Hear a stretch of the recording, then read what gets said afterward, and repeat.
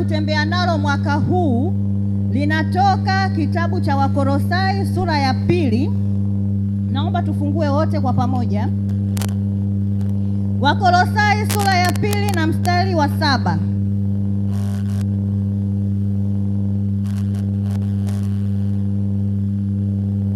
Wakolosai sura ya 2 mstari wa 7, neno linasema, wenye shina na wenye kujengwa katika yeye, mmefanywa imara kwa imani kama mlivyofundishwa, mkizidi kutoa shukrani.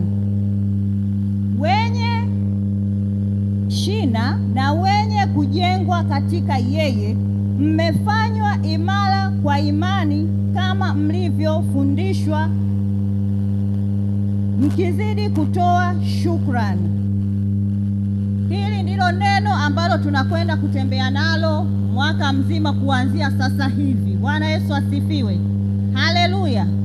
Kwa hiyo tukae tukijua, wamama na mabinti, mwaka huu tunatembea na hili neno ambalo linatutaka sisi tujengwe kwenye shina, na shina ambalo tunajengwa kwake ni Kristo Yesu. Haleluya. Yesu ndio shina letu.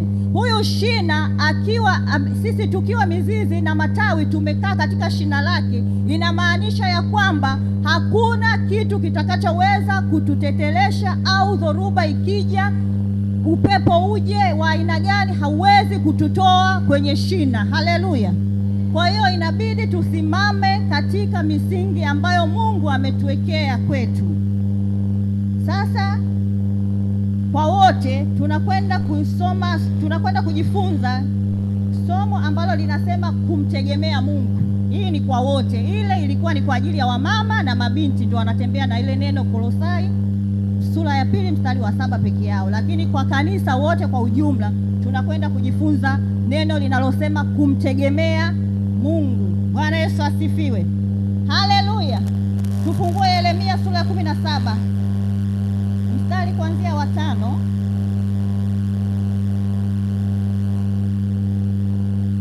Yeremia sura ya 17, naomba wote tufungue Biblia. Mstari wa 5 mpaka wa 8 nitasoma. Bwana asema hivi: amelaaniwa mtu yule amtegemeaye mwanadamu, amfanyaye mwanadamu kuwa kinga yake, na moyoni mwake amemwacha Bwana. Maana atakuwa kama fukara nyikani, hataona yatakapotokea mema, bali atakaa jangwani palipo ukame, katika nchi ya chumvi isiyokaliwa na watu. Amebarikiwa mtu yule anayemtegemea Bwana, ambaye Bwana ni tumaini lake. Maana atakuwa kama mti uliopandwa kando ya maji, uenezao mizizi yake karibu na mto. Hautaona hofu wakati wa hari ujapo, bali jani lake litakuwa bichi. Kumtegemea Mungu ni nini? Kumtegemea Mungu kumtegemea Mungu ni kumpa Mungu nafasi ya kwanza kwenye maisha yako, iwe ya kimwili ama ya kiroho. Haleluya. Kumtegemea Mungu ni kumpa Mungu nafasi ya kwanza kwenye maisha yako, iwe ya kimwili au ya kiroho, kwamba huwezi kufanya kitu chochote bila ya Mungu. Huwezi kufanya jambo lolote bila ya kumtanguliza kwanza nani? Mungu. Liwe la kimwili, liwe la kiroho, unamtanguliza kwanza nani? Unamtanguliza Mungu. Huko ndiko kumtegemea Mungu. Hapa Biblia inatuambia kwamba amelaaniwa mtu yule anayemtegemea mwanadamu na kumfanya mwanadamu kuwa kinga yake. Kuna aina nyingi za kutegemea wanadamu, na kuna aina nyingi ambazo tunazitegemea. Maana siku hizi hata makanisani watu tumekuwa tukiwategemea wanadamu na kuwafanya kinga yetu. Bwana Yesu asifiwe. Tumewafanya watu kanisani, watumishi wa Mungu makanisani, kuwa kinga yetu, halafu moyoni hakuna Bwana ambaye yuko ndani yetu. Yaani moyoni hatujambeba Kristo, au moyoni hatuna neno la Kristo, lakini tuna kinga ambazo watumishi wa Mungu wamekuwa wakitupatia, na tumekuwa tukiwaona watumishi wa Mungu kuwa kama ndio miungu yetu. Bwana Yesu asifiwe. Haleluya. Na Biblia inasema umelaaniwa mtu yule unayemtegemea nani? Mwanadamu, na kumfanya mwanadamu kuwa kinga yako. Kwa hiyo kuna wakati tunatakiwa tufike mahali, watu wa Mungu, tumjue Mungu na tujue neno la Mungu, kwa sababu neno la Mungu tukilijua, tukipenda kusoma neno, tukipenda kuwa watu wa maombi, huko ndiko kuna kwenda kufahamu Mungu ni nani. Unakwenda kumjua Mungu kupitia neno lake, kwa sababu neno la Mungu ndilo linalo kila kitu ambacho kinamhusu Mungu, kipo ndani ya neno. Maisha yako yote, baraka zako zote, kila kitu ambacho unahitaji kukipokea, kukipata, kukiishi katika dunia hii, kipo ndani ya nini? Ya neno la Mungu. Bwana Yesu asifiwe. Vyote vipo ndani ya neno la Mungu. Kwa hiyo unahitaji kumtegemea Mungu na wala sio kumtegemea mtu mwingine.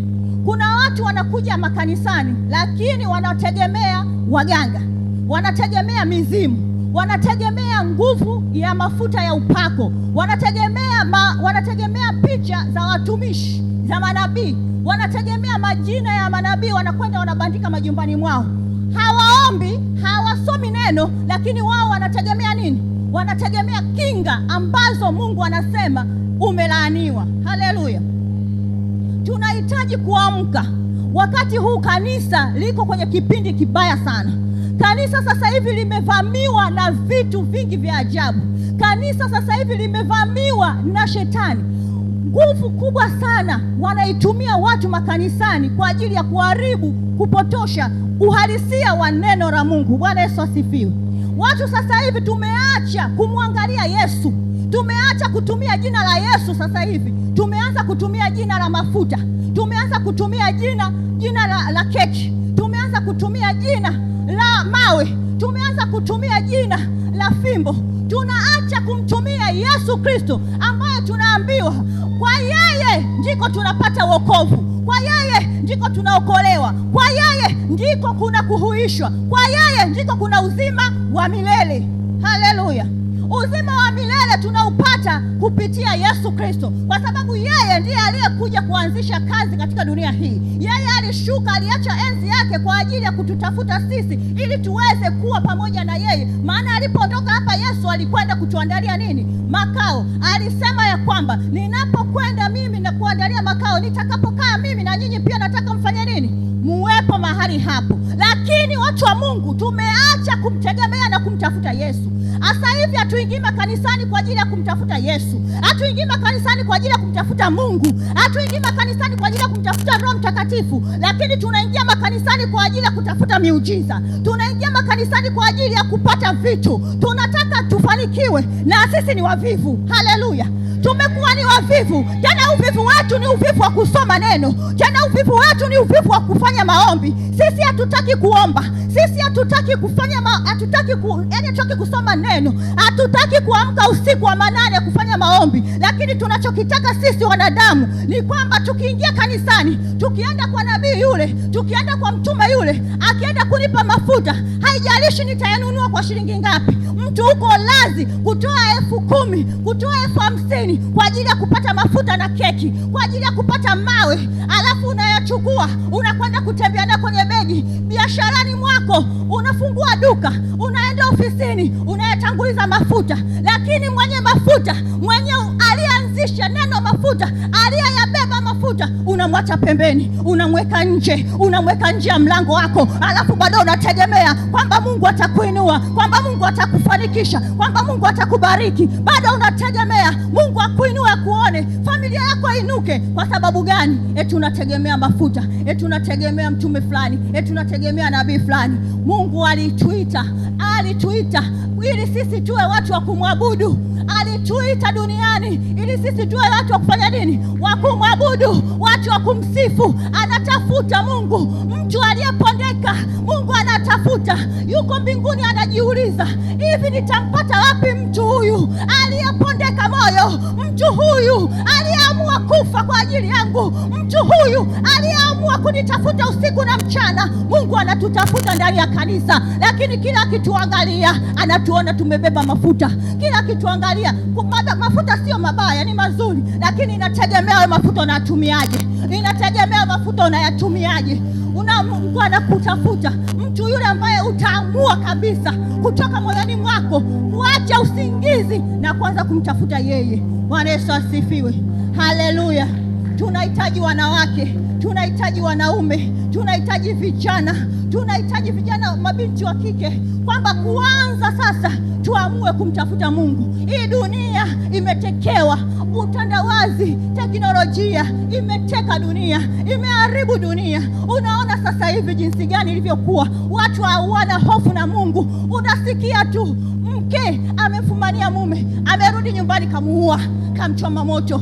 Utasikia tu baba ameamua kumchoma moto mtoto wake kwa ajili ya mali. Utasikia, yani hakuna hofu ndani. Hakuna mtu mwenye hofu ya Mungu. Sasa hivi ni kitu cha kawaida kuuana ndani ya nyumba, ndani ya familia. Kuuana ni kitu cha kawaida. Hakuna huruma tena. Hofu ya Mungu ndani imepotea. Hakuna mtu ambaye anabeba hofu ya Mungu tena. Lakini Mungu yuko mbinguni anauliza, nimpate wapi mimi? Nimpate wapi mtu huyu? Nimpate wapi kijana huyu ambaye anaamua kuacha yote na kunitafuta, ambaye anaamua kuacha kila kitu na kunitafuta? Jamani, sikieni, wenzetu wanaotegemea nguvu za giza, wanaotegemea matunguli, wanaotegemea uchawi, wale watu hawalaji, wale watu wanatumia nguvu, wale watu sio waregevu, wale watu hawalali. Usiku wa manane wewe umelala, ambaye unategemea mafuta yako, ambaye unategemea keki yako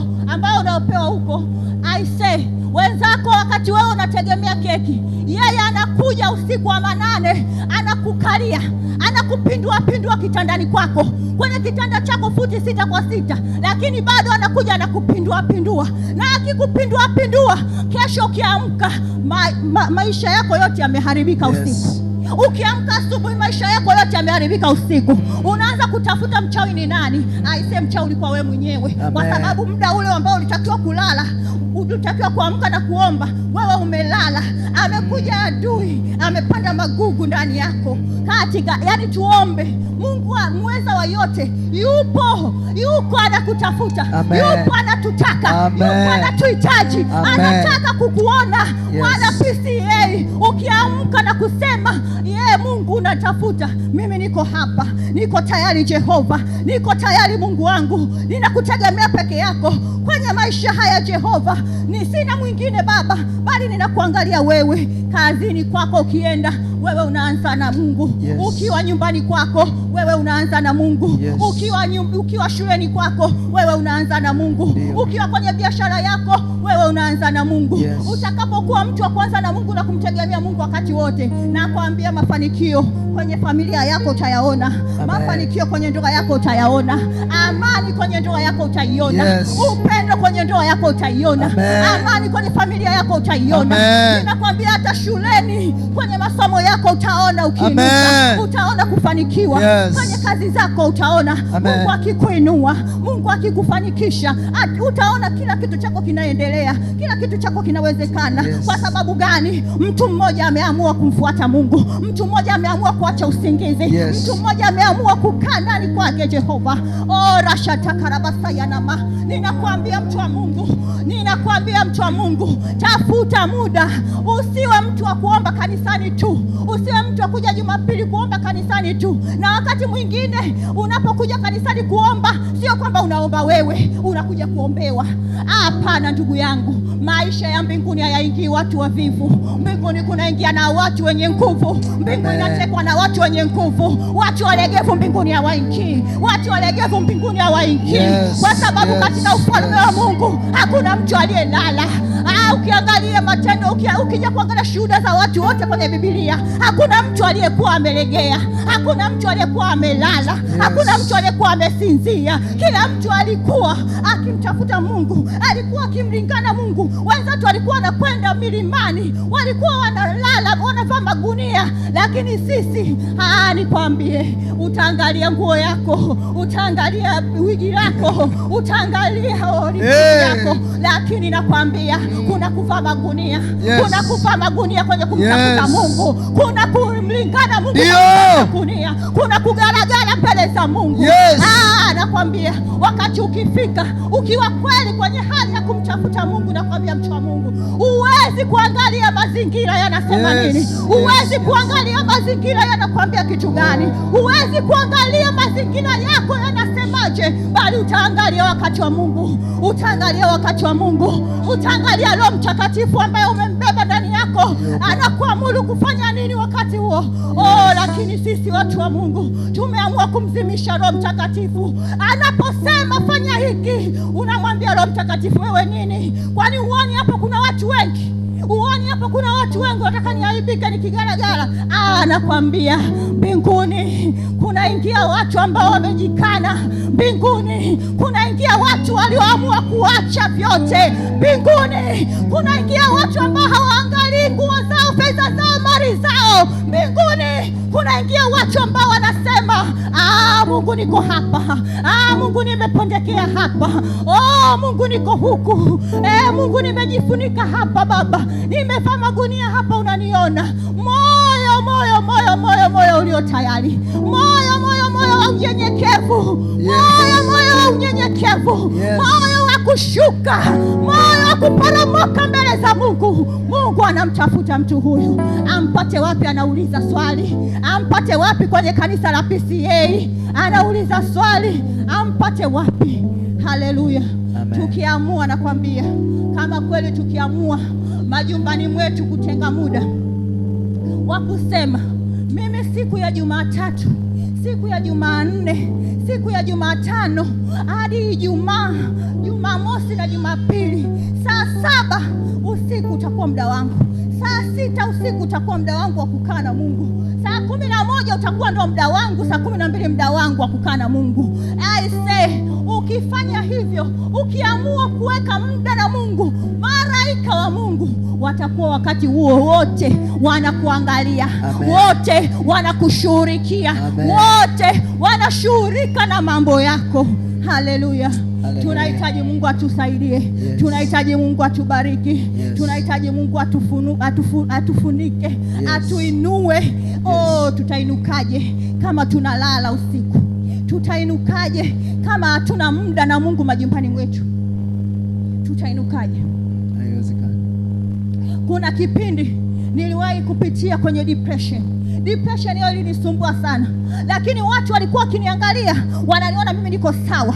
Kuna watu walikuwa wakiniangalia wananiona niko vizuri, lakini kipindi kile nilichokuwa ni kipindi nilichompoteza mama yangu. Nilikuwa na wakati mgumu sana, kwa sababu nilikuwa ni mtu wa maombi, ninafanya maombi vizuri sana, na nilikuwa nikiombea watu wanafanikiwa, watu wanapona, lakini nikawa nikifundisha watu wanakuja na shuhuda zao kwangu, nikawa namuuliza Mungu, ninakosea wapi mpaka umemchukua mama yangu? Nikawa na maswali mengi sana ya kumuuliza Mungu. Lakini kuna kipindi kile nilikuwa kwenye depression, lakini watu walikuwa hawajui kama ninapita kwenye wakati gani. Lakini nilipokaa, maana sikuona mtu mwingine yoyote, nilirudi tena magotini kwa Bwana, nikamwambia Mungu, hebu sema na mimi. Yesu, sema na mimi tena. Roho Mtakatifu, sema na mimi tena. Nilipoanza tena kusema na Roho Mtakatifu, ndipo aliponiambia, mwanangu, haukunikosea, haujafanya kosa lolote, lakini nilimchukua mama yako kwa sababu wakati wake ulikuwa umefika. Wakati yeye alikuwa ameshamaliza kazi, kila kipindi nilichokuwa nimepanga akae kilishakamilika, ndio maana nilimchukua.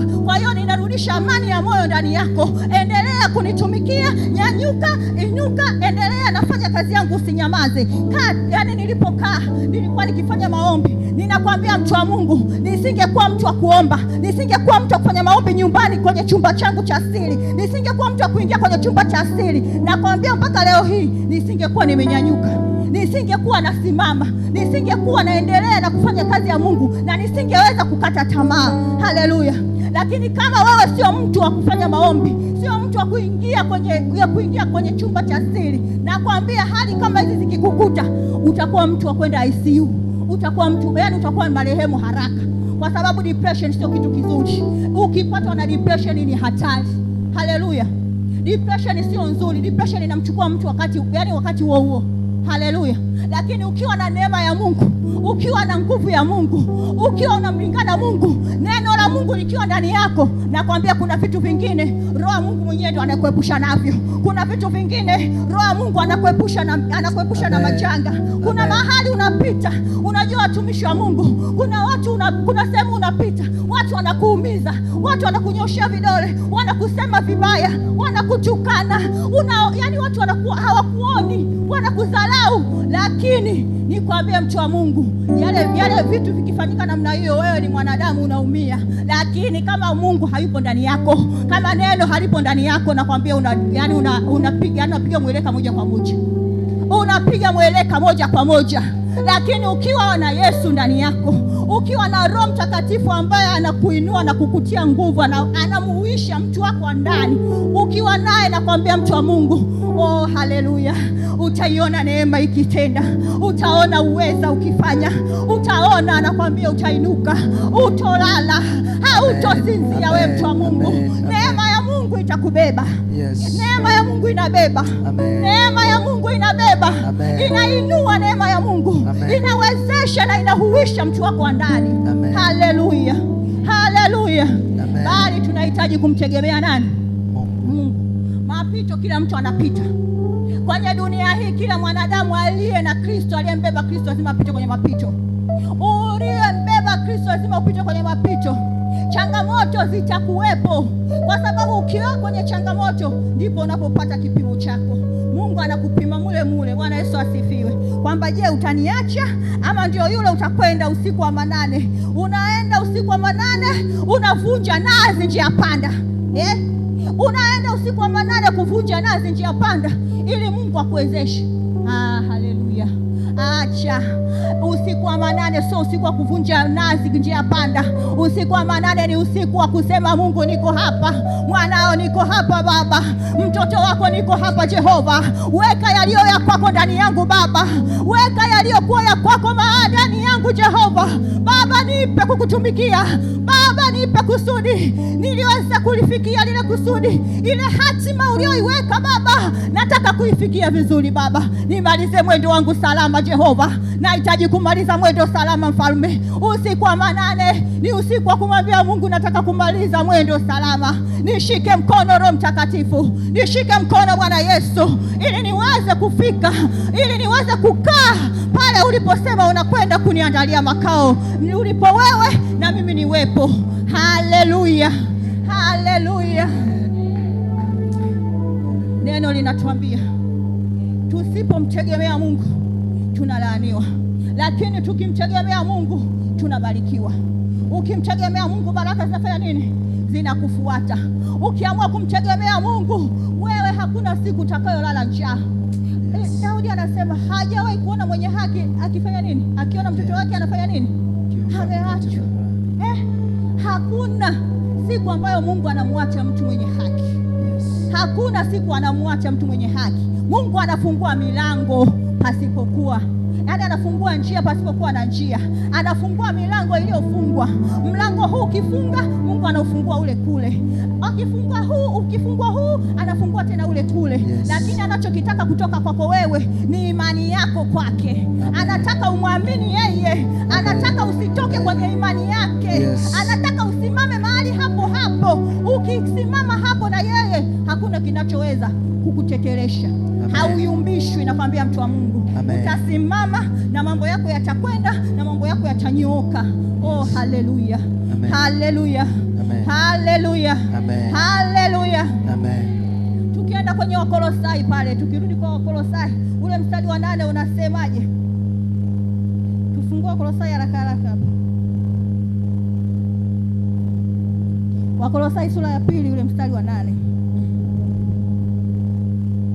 Maandiko yanasema, angalieni mtu asifanye mateka kwa elimu yake ya bure na madanganyo matupu, kwa jinsi ya mapokeo ya wanadamu, kwa jinsi ya mafundisho ya awali ya ulimwengu, wala si kwa jinsi ya Kristo. Haleluya. Amen. Sasa ukimtegemea Mungu, ukijengwa kwenye msingi wa Kristo Yesu. Yes. Ukijengwa kwa msingi wa Kristo Yesu, ukilisoma neno, ukiwa mtu wa kufanya maombi, na kuambia mtu wa Mungu, utakachokuwa ukisikia vitu vinaenda kinyume, yes, Roho Mtakatifu atakueleza. Roho Mtakatifu atakuonyesha. Roho Mtakatifu atakwambia sehemu ulioenda, neno linalotolewa sio sahihi, mafundisho yanayofundishwa mahali hapo sio sahihi. Yes. Lakini uwezo huo ni mpaka uwe na nani ndani yako? Uwe na Roho Mtakatifu. Roho Mtakatifu anakufundisha, Roho Mtakatifu anakuonyesha, Roho Mtakatifu anawasha taa nyekundu ukiingia sehemu isiyo sahihi, ukienda mahali ambako sio sahihi, Roho Mtakatifu anawasha taa nyekundu. Yes. Anakuambia, mwanangu, kwa mapokeo unayoyapokea mahali hapa, ukitoka unapotea. Ukiyafuatisha haya maneno, haya mafundisho yasiyokuwa ya kweli, ambayo hayapo kwenye neno langu, anakuambia Roho Mtakatifu kwamba utapotea. Yes. Utakwenda kupotea. Lakini neno la Mungu lijae kwa wingi ndani yenu. Neno linatuambia neno la Mungu likae kwa nini? Kwa wingi ndani yetu. Yes. Neno la Mungu likikaa kwa wingi ndani yetu, linajua kupambanua baya na jema. Yes. Neno linajua kutenganisha baya na zuri. Yes. Lakini tukiwa wavivu wa kusoma neno, tukiwa wavivu wa kuomba, hata taa nyekundu ikiwashwa na Roho Mtakatifu kutuonya, hatuwezi kuelewa. Haleluya. Amen. Taa nyekundu ikiwashwa kwamba huko unakoelekea, mwanangu, usiende, kuna hatari, huwezi kuelewa. Utaweza kuelewa Mungu anapokuonya, anaposema na wewe, pale neno la Mungu litakapokaa kwa wingi ndani yako. Haleluya. Neno la Mungu likijengwa ndani yako, likijengwa litakuhudumia. Yes. Neno la Mungu likijengwa litakuhudumia. Na neno likijengwa, utakuwa mwana maombi mzuri, utaweza kujisimamia, hautotegemea mafuta tena, hautategemea keki, hautategemea mawe, hutategemea hata leso. Maana kuna wengine wanategemea leso, unatembea na vileso kama mganga wa kienyeji. Tegemea neno, acha kufanya mambo ya kiganga, usiwe mchawi. Bwana Yesu asifiwe. Haleluya. Siku hizi uchawi uko makanisani tu, tunafanya vitu vya kichawi makanisani tu. Unapewa kitu, neno ulijui, hajakupa neno, wewe unachukua tu vitu vyake, alafu akikwambia, anakwambia kabisa useme kwa jina langu. Maana hawatajagi Yesu. Bwana Yesu asifiwe. Wanakwambia kwa jina langu, wewe unaenda na kwa jina lako. Unajua jina lake lina misingi gani lilobeba? Unajua jina lake lina misingi gani? Haleluya. Haleluya. Tafuta kumjua Mungu. Tafuta kumtegemea Mungu. Tafuta kuishi na Mungu. Tafuta kuishi na nguvu ya Roho Mtakatifu. Tafuta kuishi na Yesu. Tegemea jina la Yesu, jina linalopita majina yote. Haleluya. Haleluya. Haleluya. Oh, tusimame watu wa Mungu. Tusimame. Tunamhitaji huyu Mungu kwa sasa hivi. Kipindi hiki ni kipindi kibovu sana. Unajua sasa hivi watoto wa kiume, kuna kipindi cha nyuma tulikuwa tukiwaficha, tulikuwa tukilia na watoto wa kike. Lakini sasa hivi, Mungu wangu, tunalia na watoto wa nini? Wa kiume. Maana sasa hivi watoto wa kiume ndio shetani amewabeba vibaya sana. Maana unakuta watoto wa kiume sasa hivi ndio wanaoana wenyewe kwa wenyewe. Hali ya dunia sasa hivi imekuwa mbaya. Usagaji umekuwa ovyo nje. Na sisi wazazi tupo tunaangalia. Wamama leo tunasema sisi ni wamama jeshi kubwa. Wanasema wamama ndio watu wabeba maombi. Wamama ndio watu wanaojua kuomboleza. Wamama tuko wapi ambao waombolezaji? Tunahitaji kuomboleza wamama kwa ajili ya dunia. Dunia imebadilika sasa hivi. Watoto wetu wa kiume, watoto wetu wa kike wataolewa na akina nani kama watoto wa kiume wakioana wenyewe kwa wenyewe? Mabinti zetu wataolewa na nani? Ulimwengu utaongezekaje? Watoto wa kiume wakiisha, ulimwengu utaongezekaje? Tutazaliana vipi? kama watoto wa kiume ndio wanaharibikiwa. Na sisi waombolezaji wa mama ambao tunasema sisi ni waombolezaji ndani ya kanisa, tumenyamaza kimya. Ndani ya kanisa hatusimami kwenye nafasi zetu. Hebu tuamke kuanzia sasa. Wamama wa PCA tuamke. Ulimwengu umeharibika. Siku hizi watu hakuna hofu tena. Hakuna tena kumwonya mtoto wa jirani kama zamani. Maana sasa hivi ukimshika mtoto wa mwenzako kimchapa, mama yake anakujia juu. Lakini tukiingia magotini kwa Bwana, tukimwambia Mungu, linda watoto ndugu zetu. Baba, wainue, wafiche vijana wetu. Aise, Mungu tumesoma Biblia ile kitabu cha Nyakati kile anasema mkiomba Mungu anafanya nini? Anaiponya nini? Anaiponya. Mkinyenyekea na kuomba, Mungu anaponya nchi yenu. Tuombe, tumwambie Mungu wakati umefika kunyanyuka PCA, na sisi tuseme jambo kwamba watoto wetu Baba tunawaleta kwako. Watoto wetu Mungu wa kiume, watoto wetu wa kike Baba tunawaficha kwako, maana hatuna pengine pa kuwaficha. Tukai nao muda wote. Wengine watoto wetu wanalelewa na walimu tu, tunawaacha kwenye mabodi mahosteli. Lakini tumlingane Mungu, tukimwambia Mungu, uzao wa tumbo langu, uzao wa viuno vyangu, Jehova na uweta kwako Mungu. Baba, niko hapa na kuhitaji. Haleluya. Ore kabasa ya daba ya daba. Shanda karada bosa ya daba. Anza kwenda mbele za Mungu, nenda mbele za Mungu, nenda mbele za Mungu. Anza kuomba kwa ajili ya watoto wako, anza kuomba.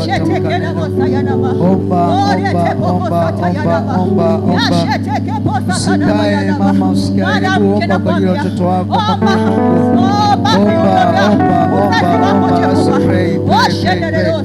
Mwambie Mungu, tunakushukuru Jehova. Tunasema asante kwa uweza wako na nguvu Bwana. Baba, ninakushukuru kwa ajili ya neno lako Jehova. Baba, tazama tunakuja wakati ufalme. Tunakuja Baba mbele zako Jehova. Baba, ninakuja nikiwa nimebeba watoto wetu Baba. Baba, ninaleta watoto wetu Jehova. Utuhurumie Bwana. Utusamehe Jehova. Utusamehe wazazi na walezi Bwana. Pale ambapo tunaenda kinyume na mapenzi yako Bwana. Pale ambapo tunafanya vitu visivyostahili Jehova. Baba, tunapofanya yasiyokupendeza machoni pako Mfalme, utusamehe Mungu Baba. Uturehemu Jehova. Tunaomba rehema zako Mungu. Utusamehe Mfalme. Uturehemu Jehova Baba. Turehemu wazazi Baba. Turehemu walezi Mfalme. Utusamehe Baba. Kwa maana ya kuwa tumeacha Baba kazi yetu. Tumeacha kusimama kwenye nafasi zetu Bwana. Utuhurumie tena, utusamehe. Tunawaleta watoto wetu Baba. Watoto wetu wa kiume Jehova. Baba, wimbi limeharibika kwenye dunia. Wamekuwa sasa wakiwa ni kitu cha kawaida kwa kuoana. Kitu cha kawaida kuingiliana kinyume na maumbile Baba. Mungu tuhurumie. Wagusie watoto wetu Jehova. Warehemu Mfalme. Kina mama sogea pembeni. Kina mama mama binti sogea pembeni. Sogea pembeni binti wote na mama sogea pembeni. Shika tumbo lako, shika tumbo lako. Sogea mbele mama.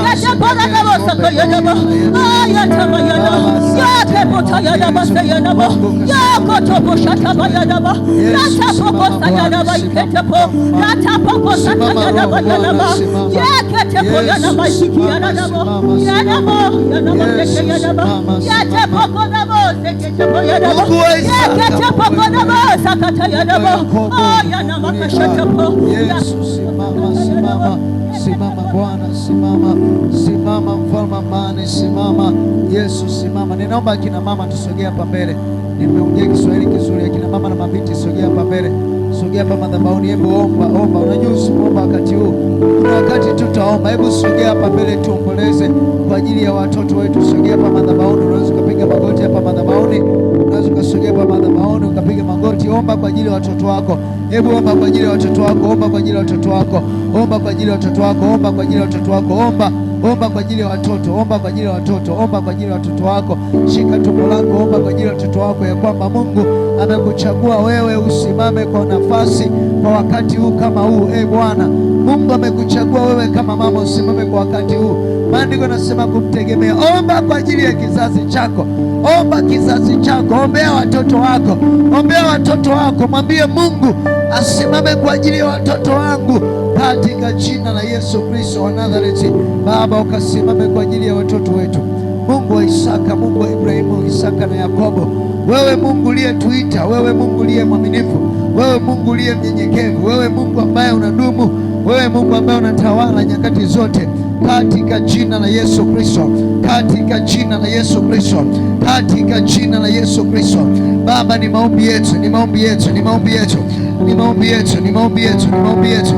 Yesu, simama, simama, simama, simama. Ni maombi yetu, ni maombi yetu, ni maombi yetu, ni maombi yetu, ni maombi yetu, ni maombi yetu, ni maombi yetu, ni maombi yetu, ni maombi yetu, ni maombi yetu, ni maombi yetu, ni maombi yetu. E Bwana, ni maombi yetu, ni maombi yetu, ni maombi yetu, ni maombi yetu, ni maombi yetu, ni maombi yetu, ni maombi yetu, ni maombi yetu, ni maombi yetu, ni maombi yetu, ni maombi yetu, ni maombi yetu, ni maombi yetu. Rababo shekete kwa jina la Yesu Kristo. Ni maombi yetu, ni maombi yetu, ni maombi yetu, ni maombi yetu. E Bwana, ni maombi yetu, ni maombi yetu, ni maombi yetu, ni maombi yetu, ni maombi yetu. Roho Mtakatifu, ni maombi yetu, ni maombi yetu.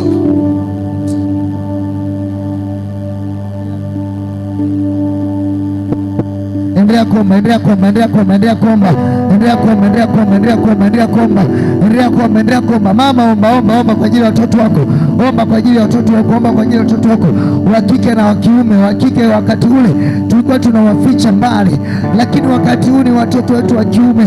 Sijajua tuwafiche wapi, tuwakimbilie wapi, wakimbilie wapi watoto wetu, tuwafiche wapi watoto wetu? Sijaona bado mama mmoja akiomboleza, sijaona bado mama mmoja akiomboleza. Hebu mama, omboleza kwa ajili ya watoto wako, hebu omboleza kwa ajili ya watoto wako, omba kwa ajili ya watoto wako. Huwezi kusema sijui kuomba na wewe umezaa, huwezi kusema hujui kuomba umekaa tu umetulia. Hebu omba, omba, omba, omba, omba, omba, omba, omba kwa ajili ya watoto wako, omba, omba, omba, omba. Sitamani kuona mama amekaa. Hebu simama, omba kwa ajili ya watoto wako kwa dakika hizi chache, ni dakika chache sana. Binti, simama, omba, omba, omba, omba, omba kwa ujasiri, omba kwa ujasiri, omba kwa ujasiri, omba kwa ujasiri, omba kwa ujasiri, omba kwa ujasiri, omba kwa ujasiri. Mwambie Mungu asimame, mwambie Mungu akijidhihirisha, mwambie Mungu asimame kwa ajili ya watoto wako, asimame kwa ajili ya watoto wetu, asimame kwa ajili ya watoto wetu. Usiombe kwa ajili ya watoto wako tu, omba kwa ajili ya watoto wana wengine. Mwambie Mungu asimame kwa ajili yao, asimame kwa ajili yao, asimame kwa ajili yao. Asimame kwa ajili yao, asimame kwa ajili yao, asimame kwa ajili yao, asimame kwa ajili yao. Yesu, ni maombi yetu. Bwana, ni maombi yetu ya kwamba Mungu hautanyamaza, ya kwamba Mungu hautanyamaza, hautanyamaza kwa ajili ya watoto wetu, hautanyamaza kwa ajili ya watoto wetu. Hautanyamaza, hautanyamaza, hautanyamaza, hautanyamaza, hata kama dunia inyamaze. Lakini Bwana, sisi tunasogea, Bwana, sisi tunasogea, Bwana, sisi tunasogea, Bwana, sisi tunasogea. I need you, I need you, I need you. Tumekuja mbele zako, tumekuja mbele zako, tunasogea mbele zako Bwana. Tuna haja na watoto wetu, ya kwamba watoto wetu Baba tunawaficha kwako, tunawaficha kwako. Sikiliza, hii tenzi nasema yafiche ubavuni maisha yangu. Mwambie Mungu wafiche watoto wetu, mwambie Mungu wafiche, wafiche, awafiche watoto wetu, awafiche. Mwambie Mungu awafiche, awafiche, awafiche, awafiche, awafiche watoto wetu, awafiche, awafiche. Sheketeria mama, kwa damu ya Yesu Kristo. Mwambie Mungu wafiche, mwambie Mungu wafiche watoto wetu, mwambie Mungu wafiche watoto wetu, mwambie Mungu wafiche watoto wetu, mwambie Mungu wafiche watoto wetu wa kike na wa kiume. Mungu wafiche. Baba, Jesus, Jesus, Jesus. Nenda tu mbele za Mungu, nenda mbele za Mungu, nenda tu mbele za Mungu, nenda mbele za Mungu. Mwambie Mungu wafiche watoto wetu, mwambie Mungu wafiche watoto wetu wa kike na wa kiume. Usijizuie, usijizuie. Ukisikia kulia, lia tu kwa Bwana, usijizuie. Mwambie Mungu wafiche watoto wangu, watoto wangu. Binti, shika tumbo lako, kamata tumbo lako mama, kamata tumbo lako. Endelea kuomba kwa ajili ya tumbo lako, endelea kuomba kwa ajili ya tumbo lako. endelea kuomba kwa ajili ya tumbo lako. Yaani sikiliza nikwambie, ukishangaa sawa tu, lakini hakuna mtu atakaye kwambia uombe. Hakuna mtu atakaye kwambia uombe. Ukishangaa sawa tu. Mimi nilikwambia usipoomba wakati huu, kuna wakati utafika hautalazimishwa kuomba. Utaomba tu. Lakini wakati huu tunapokwambia, tunakulazimisha uombe, unaweza ukasema ni mtumishi au ni mchungaji ananiambia niombe, ni mtumishi tu anasema niombe. Hapana. Lakini usipoomba wakati huu, ninakwambia kuna wakati utakuja ambao hautalazimishwa uombe. Utaomba tu, utaomba, utatamani uwe kama hivi tunavyokuwa sasa hivi. Hautafika huo wakati, hautauona, lakini wakati huu ndio wakati sahihi. Mwambie Mungu awafiche watoto wetu. Mwambie Mungu awafiche watoto wetu. Mwambie Mungu afiche watoto wetu. Wafiche watoto wetu. Ninaomba wanawake wote sogea hapa mbele. Mama tusogee tu hapa mbele. Sogea tu hapa mbele. Sogea hapa tu hapa mbele madhabahuni. Natamani tuombe kwa dakika chache. Tusogee tu hapa mbele. Siongee na mtu mwingine, ongea na wewe mama. Basi fanya haraka. Mbona hii ni sauti tu. Sogea hapa mbele mama. Sogea hapa mbele binti. Sogea tu hapa mbele tuombe. Wewe ndio unaibeba mtoto. Wewe ndio ambaye watoto wanapita kwako. Hebu sogea tu hapa mbele. Kama binti una nguvu, kama mama una nguvu, unaweza ukachukua kitu ukakalia. Lakini wewe binti, piga magoti tu hapa mbele. Piga magoti, omba kwa ajili ya watoto wako, omba kwa ajili ya uzao wako. Piga magoti, omboleza kwa dakika hizi chache, omboleza kwa ajili ya watoto wako. Binti, sogea hapa mbele, tusogea hapa mbele wote, sogea tu hapa mbele. Sogea hapa mbele, omba tu kwa dakika hizi chache kwa ajili ya watoto wako. Na wewe baba uliobaki huko, shika kiuno chako, omba kwa ajili ya watoto wako. Omba tu kwa ajili ya watoto wako. Natamani kusikia sauti ya mama mmoja akiomba. Omba tu, omboleza. Mwambie Mungu, tuwafiche wapi watoto wetu? Tuwafiche wapi watoto wetu? Tuwafiche wapi? Wengine bado hamjabahatika hata kuzaa. Tuwafiche wapi kwa nyakati hizi? Hebu omboleza kwa dakika chache. Nenda mbele za Mungu, omboleza. Mwambie Mungu, ninasogea mbele zako, watoto wangu rababoshe riaba. Hey!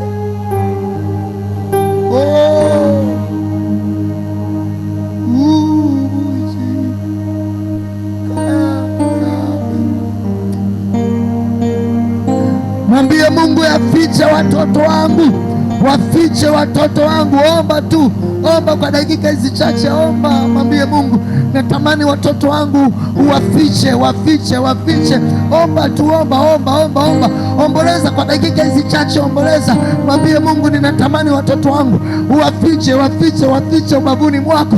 Wafiche. Omba. Paza tu sauti, ukisikia kulia, piga kelele kwa ajili ya watoto wako. Piga kelele kwa ajili ya watoto wako. Omba. Baba.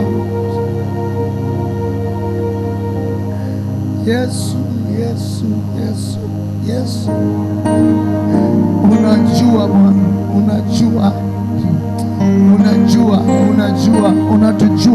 unajua watoto wetu Bwana, unajua. Nenda tu mbele za Mungu, mwambie Bwana, paza sauti yako, usinyamaze. Paza sauti yako hata kama huwezi kuomba, omba. Sema asante Yesu kwa sababu Mungu utawatunza watoto wangu. Sema asante Yesu kwa sababu Mungu utawalinda watoto wangu.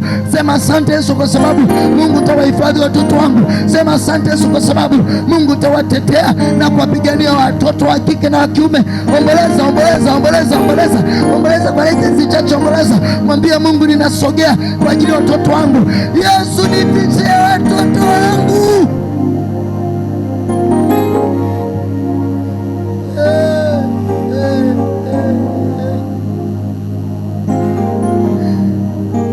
Yafiche ubavuni maisha yangu.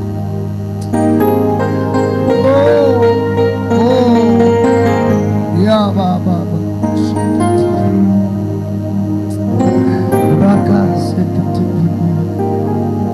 wafiche watoto wetu Bwana, wafiche.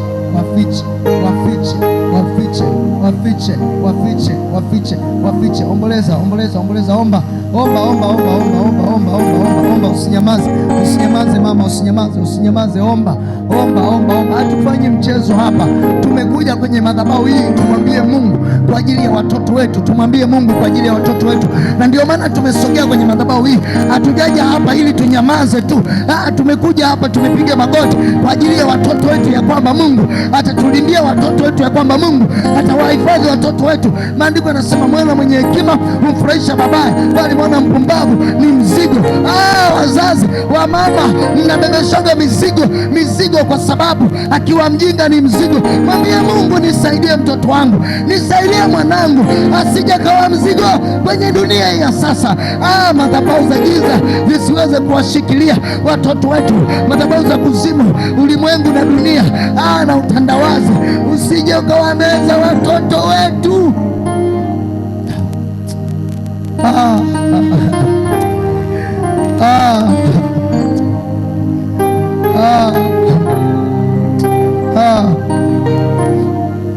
Yes. Yes. Yes. Baba, wafiche watoto wetu. Yesu, wafiche watoto wetu. Wafiche Bwana, wafiche. Wafiche wa kike na wa kiume. Tazama Bwana, wamama wamesogea kwenye madhabahu hii, wanaomboleza kwa ajili ya watoto wao. Mungu, wape neema kwenye ulimwengu wa sasa, kwenye dunia hii ya sasa. Bwana, kwenye ulimwengu wa sasa, Mungu, wafiche, wafiche watoto wetu, wafiche Bwana, wafiche watoto wetu, wafiche, wafiche, wafiche Bwana, wafiche.